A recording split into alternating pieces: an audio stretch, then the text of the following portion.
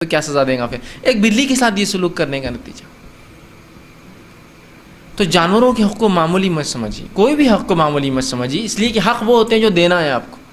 اور علماء لکھتے ہیں وَتَوَاصَوْا بِالْحَقِّ، سورۃ عصر کی جو آیت ہے وَتَوَاصَوْا بِالْحَقِّ وَتَوَاصَوْا بِالصَّبْرِ، تواصوا بالحق کے اندر یہ حق شامل ہے آپس میں ایک دوسرے کے حق دینا، اس میں یہ بھی شامل ہے جانوروں کے حق.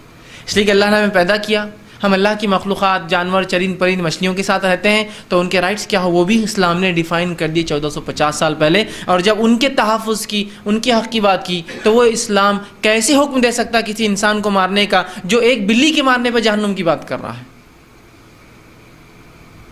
آپ سمجھ سکتے ہیں نا، ایک جانور کو قتل کرے تو جہنم میں جا رہا ہے، تو کیسے وہ کہیں گا انسانوں کو مار دو، لاکھوں انسانوں کو قتل کر دو؟ ہو ہی نہیں سکتا. ہاں ماننے والوں سے غلطیاں ہو سکتی ہے، ٹھیک ہے، لیکن آپ اس سے کسی ریلیجن کو، مذہب کو تو بلیم نہیں کر سکتے. ٹھیک، آئیے چند حقوق جانوروں کے میں آپ کے سامنے